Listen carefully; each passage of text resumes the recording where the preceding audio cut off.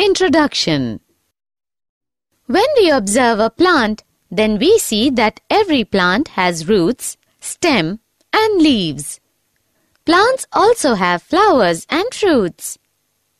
We have already discussed characteristics, types, modifications and functions of roots, stems, leaf, and inflorescence. Now we will study flowers. Objectives. At the end of this lesson, you'll be able to find out characteristics of flower, find out types of flowers, study parts of flowers, identify types of corolla, understand estivation, find out characteristics of androecium, study parts of stamen, find out types of find out cohesion of stamens, study adhesion of stamens, understand attachment of anther to filament, find out characteristics of gynoecium, study parts of gynoecium, find out types of gynoecium, understand placentation. The flower. Flowers are the reproductive structures in angiosperms. A flower is defined as a modified vegetative shoot meant for sexual reproduction. The flower consists of a very short axis on which whorls of different parts arises. Usually the flower arises in the axial of a modified leaf called bract. When bracts are present at the base of the pedicel, the flower is said to be bracteate. When the flower consists of a stalk called pedicel, it is described as pedicellate. When the pedicel is absent, the flower is described as sessile. Types of flower. On the basis of position of thalamus and other parts of flower, the flower is of three types: hypogynous, perigynous, epigynous. Hypogynous. Thalamus is prominent and the gynoecium is situated on the top of the thalamus. Other floral parts, that is calyx, corolla, and androecium, are situated below the gynoecium. Ovary is superior.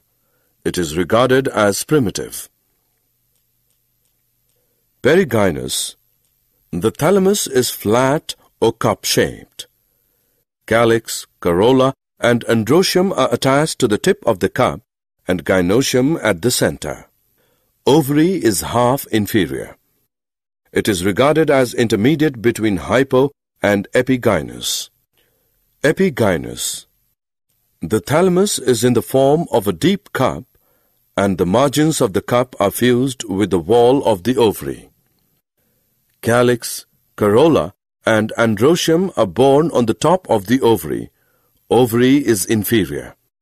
It is regarded as highly advanced condition.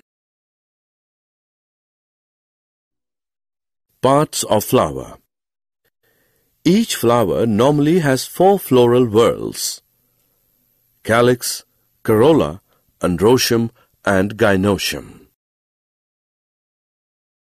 Calyx. The calyx is the outermost whorl of the flower and the members are called sepals. Generally, sepals are green, leaf-like, and protect the flower in the bud stage. The calyx may be gamosepalous, sepals united, or polysepalous, sepals free. Corolla. Corolla is composed of petals. It is the second whorl of flower. Petals are usually brightly colored to attract insects for pollination. Like calyx, corolla may be also free, polypetalous, or united, gamopetalous. The shape and color of corolla vary greatly in plants. Corolla may be tubular, bell-shaped, funnel-shaped, or wheel-shaped. Types of corolla. Tubular. Petals form a tube-like structure. Example, compositae. Cruciform. This type of corolla possesses the 4 free-float petals arranged in the form of a cross. Example, cruciferae. Papilionaceous.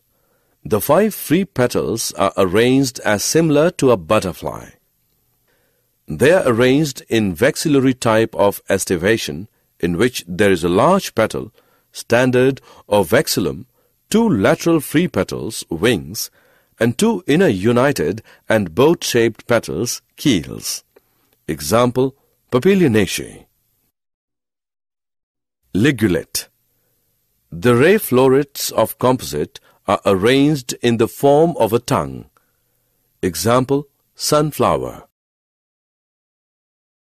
Aestivation. The mode of arrangement of sepals or petals in floral bud with respect to the other members of the same whorl is known as aestivation. The main types of aestivation are valvate, twisted, imbricate, and vexillary. Valvate is when members of calyx or corolla are just in contact with each other but not overlapping. Example, Calotropis. It is said to be valvate. Twisted is when one margin of the member of calyx or corolla is overlapped and the other margin is overlapping the next member. The aestivation is called twisted. Example, China rose, lady's finger, and cotton, etc. Imbricate is when both the margins of one member of calyx or corolla are overlapped and both the margins of other member are external and remaining are twisted in nature. Aestivation is called imbricate. Example, Cassia, Gulmohar, etc. It may be of 2 types: ascending imbricate, descending imbricate. Ascending imbricate is when posterior member is internal and overlapped by lateral members, which in their turn are overlapped by anterior members. Example, Sisal pinioides.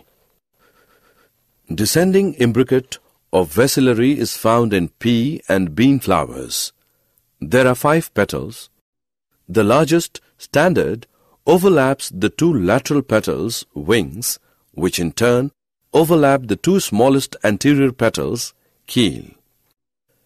This type of aestivation is known as vexillary or papilionaceous.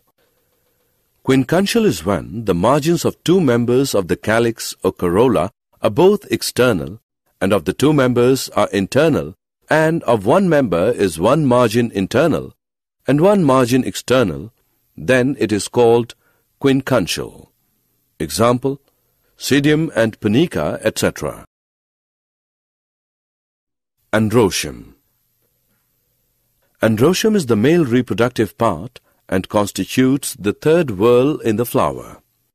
It is formed of 1 to many stamens. Each stamen consists of a filament and an anther at its tip. Each stamen which consists of a stalk or a filament and an anther. Each anther is usually bilobed, and each lobe has 2 chambers, the pollen sacs. The pollen grains are produced in pollen sacs. A sterile stamen is called staminode. A typical stamen has 3 parts: filament, anther, connectives. Each stamen generally has a stalk called filament. There may be a variation in the length of filaments within a flower, as in salvia and mustard. On top of the filament, an anther and pollen sacs called microsporangia.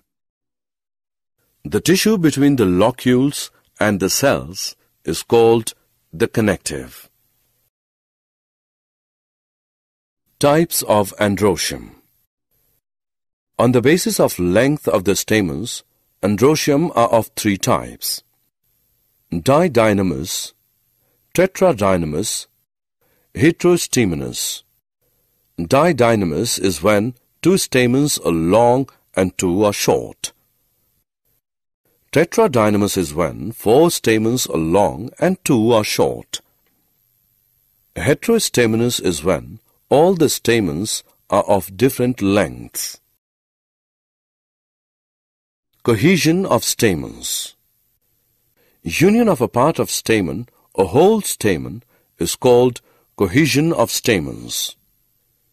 On the basis of cohesion, the androecium is of following types: adelphous, syngenesis, synandrous. Adelphous is when the filaments of stamens are united and anthers are free of the condition is known as adelphous. It is again of 3 types: monadelphous, didelphous, polyadelphous. Monadelphous is when the filaments of all stamens are united together in one bundle and anthers are free of the condition is known as monadelphous. Example, Hibiscus rosa sinensis. Didelphous is when the filaments of the stamens are united together in 2 bundles and anthers are free. The condition is known as didelphous. Example, Papilianaceae. Polyadelphous is when the filaments of the stamens are fused to form more than 2 bundles.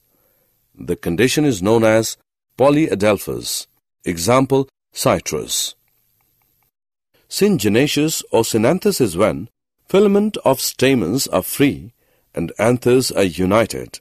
The condition is known as syngenesis or synanthus. Example, Asteraceae. Synandrous is when both filament and anthers of stamens are united to form one bundle. The condition is known as synandrous. Example, Cucurbita. Adhesion of stamens. Fusion of stamens of flower with other floral parts is called adhesion of stamens.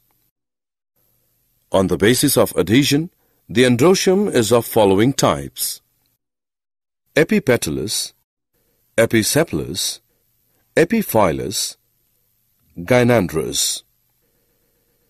Epipetalous is when the stamens are attached to the petals. Example, Solanum nigrum, brinjal. Episepalous is when the stamens are attached to the sepals. Example, verbena.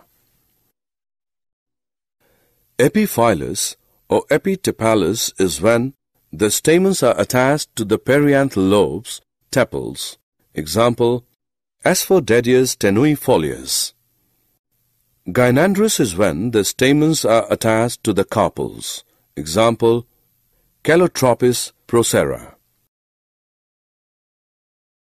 Attachment of anther to the filament. Basifixed is when the filament is attached to the base of the anther, is called basifixed. Example, Brassica campestris. Adnate. When the filament is attached to the 2 anther lobes from base to the apex, is called adnate. Example, magnolia. Dorsifixed is when the filament is firmly attached to the back of the anther, is called dorsifixed. Example, passiflora. Versatile is when the filament is attached to the back of the anther to a point and the anther can move freely. Then it is called versatile. Example, grass. Gynoecium. Gynoecium is the female reproductive part of the flower and is made up of 1 or more carpels. It is the 4th whorl of the flower. It is situated terminally on the thalamus. Gynoecium or pistils are composed of 1 or more carpels, which is the female reproductive organ of the flower. A carpel is a modified leaf folded on the ventral suturae. Margins are fused together. Midrib portion is known as the dorsal suturae. Ovules are attached on the placenta, which usually developed on the ventral suturae. After fertilization, the ovules develop into seeds and the ovary matures into a fruit. Parts of gynoecium. A carpel consists of 3 parts: stigma, style, ovary. The stigma is usually at the tip of the style and is the receptive surface for pollen grains. It is situated on the top of the ovary. It is a long, slender structure which develops from the upper part of the ovary. The style connects the ovary to the stigma. The styles are of 3 types: terminal or apical, lateral, gynobasic. Terminal or apical is condition when the style is usually situated on the top of the ovary and in line of the ovary. Example: Solanum, Hibiscus rosa sinensis. Lateral is condition when in some flowers where ovary bends on one side so that the style appears to be arising from the lateral side. Example: mango. Gynobasic is condition in Labiatae where the ovary is 4-lobed and the style appears to be arising from the depression between the lobes. Example: Ocimum sanctum. Ovary is the lowermost swollen part of the gynoecium, which contains 1 or more ovules attached to a flattened, cushion-like placenta. Ovary is a modified leaf, may be unilocular, bilocular, or multilocular. Types of gynoecium. Depending on the number of carpels present, gynoecium is of 3 types: monocarpellary, bicarpellary, polycarpellary. When gynoecium has only 1 carpel, then it is called monocarpellary. Example: pea, Leguminosae. When gynoecium has 2 carpels, then it is called bicarpellary. Example: Solanaceae, Cruciferae. When gynoecium has more than 2 carpels, then it is called polycarpellary. Example: Malvaceae. Depending on the state of carpels, gynoecium is of 2 types: apocarpous, cynocarpous. When more than 1 carpel is present, they may be free and are called apocarpous. Example: lotus and rose. When carpels are fused, they are termed cynocarpous. Example: mustard and tomato. Placentation. The arrangement of ovules within the ovary is known as placentation. The placentation are of different types: marginal, axial, parietal, basal, central, free central, superficial. In the marginal placentation, gynoecium is monocarpellary, multicarpellary, and apocarpous. Ovary is unilocular. The ovules are born in 1 or more rows on the placenta situated on the ventral suturae. Example: Leguminosae. In the axial placentation, gynoecium is bicarpellary to multicarpellary and syncarpous. Ovary is multilocular. The margins of the individual carpel project inwards and then fuse together so that the ventral suturae are placed along the axis. There are usually as many chambers as the carpels. Example: Malvaceae. In the parietal placentation, gynoecium is bicarpellary or tricarpellary and syncarpous. Ovary is unilocular. Sometimes it may be bilocular due to the development of false septum. The placenta is born on the fused margins of the adjacent carpels, thus the ovule are born in the periphery of the ovary. Example: Cruciferae.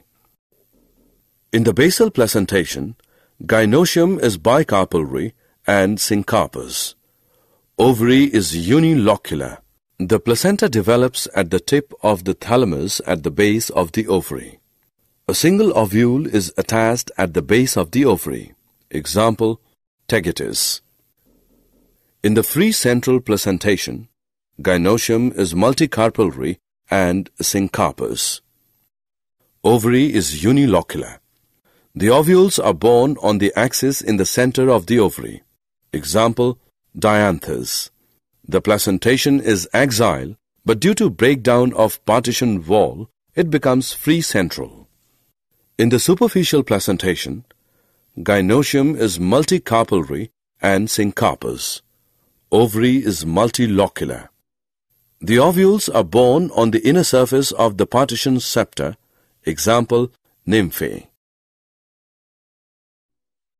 Did you know, in family Asteraceae, inflorescence is capitulum. Stamens are syngenaceous in composite family. Gynoecium in family Cruciferae is bicarpellary, syncarpous, superior and unilocular, but it becomes bilocular due to false septum called rhepilum. Summary. Let us summarize what we have learned. A plant having butterfly-shaped flowers with one standard, two wing-like algae, and two keel-shaped petals belong to Fabaceae. The example of trimerous, unisexual flower is Coccus nucifera. Didelphous stamens are characteristic of Fabaceae. Tetradynamous condition is found in Brassica campestris.